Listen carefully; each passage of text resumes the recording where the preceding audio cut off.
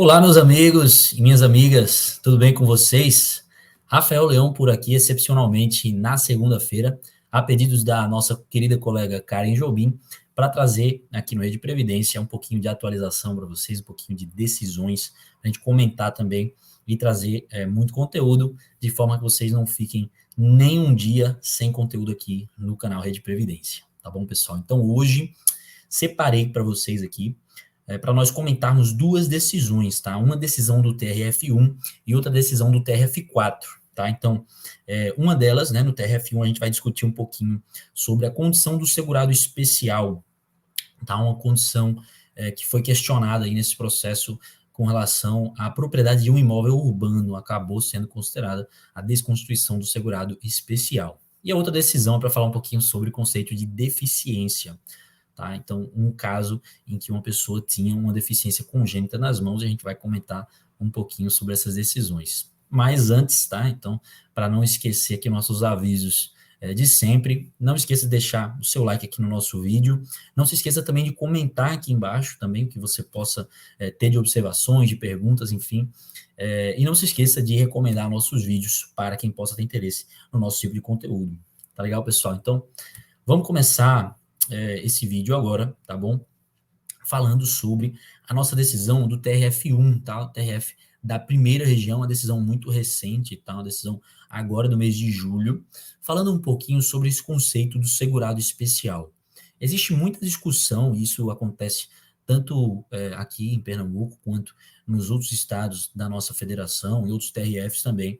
A gente tem muitas decisões conflitantes em relação ao que caracteriza e o que descaracteriza a condição de segurado especial. Então, a gente vai ter diversos magistrados que vão aderir a correntes que consideram que a condição de segurado especial pode ser descaracterizada, por exemplo, nos casos em que você tem uma aparência que não configura como um trabalhador rural, por exemplo, ou nos casos em que você tem um CNPJ no seu nome.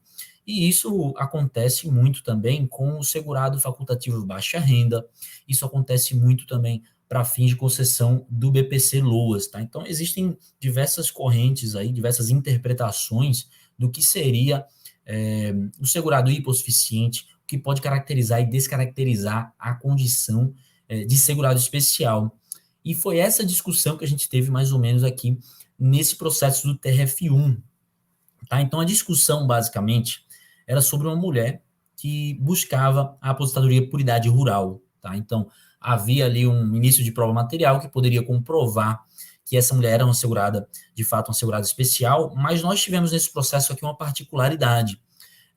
O Tribunal Regional Federal da Primeira Região entendeu aqui que haveria a descaracterização da condição de segurada especial, mas por dois motivos básicos, tá? O primeiro motivo seria pelo fato de que ela tinha uma residência urbana, tá? Então, ela tinha, na verdade, ali um imóvel, uma propriedade urbana no nome dela. Então, ela tinha realmente um bem ali urbano que poderia caracterizar a vida urbana ali naquele caso, tá?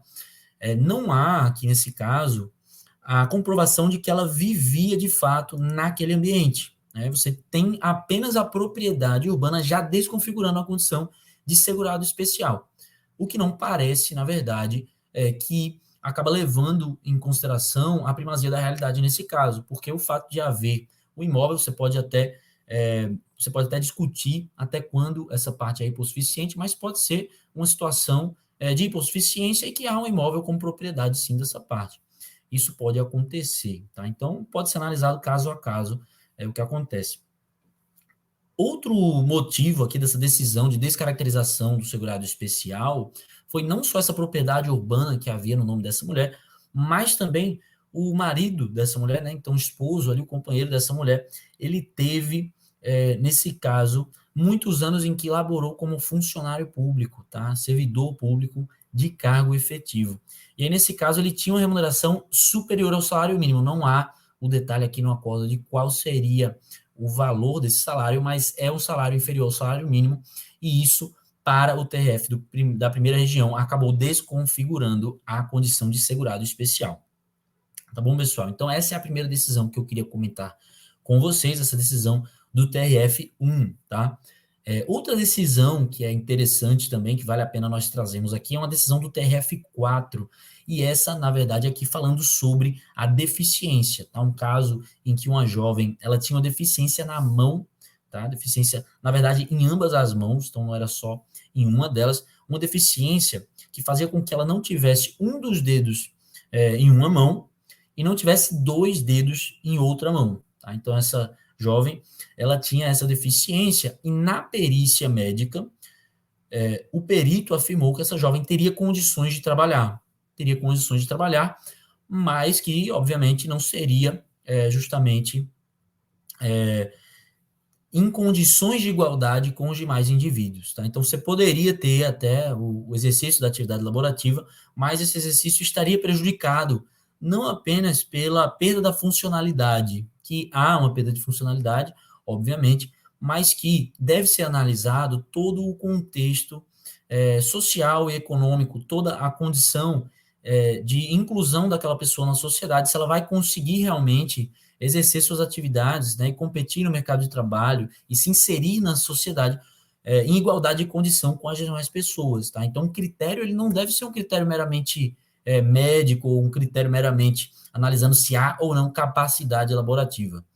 O critério ele deve avaliar, na realidade, o conceito de deficiência, que é aquele trazido pelo Estatuto da Pessoa com Deficiência em 2015. Então, é uma análise muito mais holística, né? Uma análise que vai levar muitos mais fatores em consideração também na hora de averiguar essa deficiência, tá? Então, nesse caso, foi considerado que, apesar de capaz para exercer atividades laborativas, essa segurada, ela poderia ter, sim, o benefício de prestação continuada por ter essa deficiência congênita nas mãos, tá, pessoal? Então, essas são as duas decisões que eu gostaria de trazer para vocês, tá? São decisões interessantes, decisões que possibilitam a nossa discussão sobre dois temas importantes também, né? Que é a caracterização da deficiência e a caracterização do segurado especial. São discussões muito presentes no judiciário e muito importantes também para o cidadão que quer saber, quer se informar sobre a Previdência do Brasil. Tá certo, pessoal?